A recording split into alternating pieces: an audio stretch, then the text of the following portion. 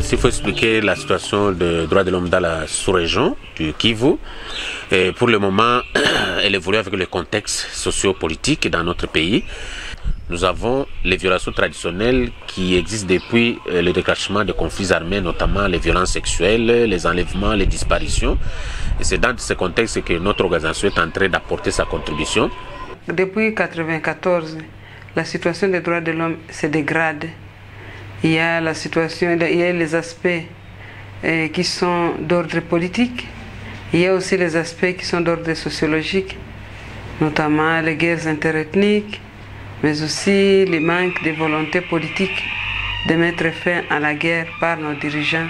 Et on observe des cas de meurtres, des viols massifs de femmes, des déplacements massifs de populations en dehors de chez eux, et toute autre forme de violence. Les soins médicaux ne sont pas accessibles, il y a cette taxation des services, il y a la scolarisation qui n'est pas accessible, il y a toute la vie sociale qui est déchiquetée et ça retombe sur la vie des populations. Nous avons dit qu'il faut maintenant renforcer notre travail de monitoring des violations des droits de l'homme, de plaidoyer et en même temps de sensibilisation pour former les gens qui connaissent leurs droits et savoir comment revendiquer lorsqu'ils sont bafoués. Le travail essentiel du projet Déclic, d'abord c'est la documentation des cas, le renforcement des capacités des nouvelles organisations, des jeunes organisations qui naissent. Et ce projet nous a permis de former beaucoup de jeunes défenseurs des droits de l'homme pour renforcer notre mouvement dans la province du Sud Kivu. Alors, DH a été responsable de la coordination globale du projet, de son montage en lien avec les partenaires et en réponse aux besoins exprimés par les 5 organisations partenaires. Et dès que le projet a été validé, accepté, notre rôle a été d'assurer la bonne coordination de la mise en œuvre des activités et l'ingénierie globale du projet. On a eu la chance de travailler avec un chargé de projet expatrié qui était basé localement sur place et qui assurait l'interface quotidienne avec les 5 organisations. Et puis après, on réalise des missions fréquentes, à peu près 8 missions sur la durée du projet, qui permettent de maintenir un lien constant et surtout de lever toute ambiguïté et tout quiproquo. Au-delà de la collaboration avec les 5 partenaires directs, le projet a porté une attention à l'essor de nouvelles organisations et a attribué des micro-subventions. Donc 11 associations plus émergentes ont bénéficié de micro-subventions d'un montant moyen de 3 000 €.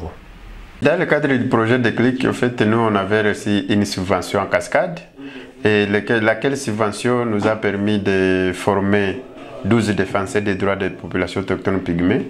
Et les 12 défenseurs ont été dotés de téléphones pour faciliter la communication et le monitoring des actions sur le terrain. Mais ces défenseurs étaient formés sur les notions élémentaires en droits de l'homme, et la sécurité et la protection des défenseurs.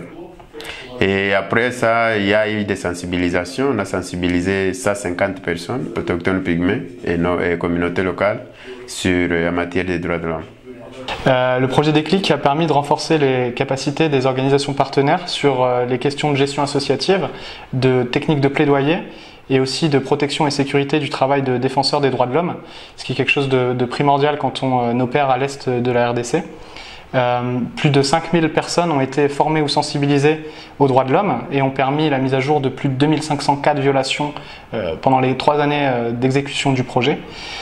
Plus de 200 actions de plaidoyer ont été réalisées par les partenaires et elles ont permis la libération de nombreuses personnes arrêtées arbitrairement ou détenues illégalement.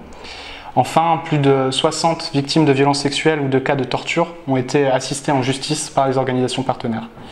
Un autre résultat du projet est que 3 des 5 organisations partenaires ont, grâce aux liens développés dans le cadre du projet et aux acquis des formations, décroché un appel à projet de l'Union européenne qui leur assure un financement et des activités pour les 3 prochaines années.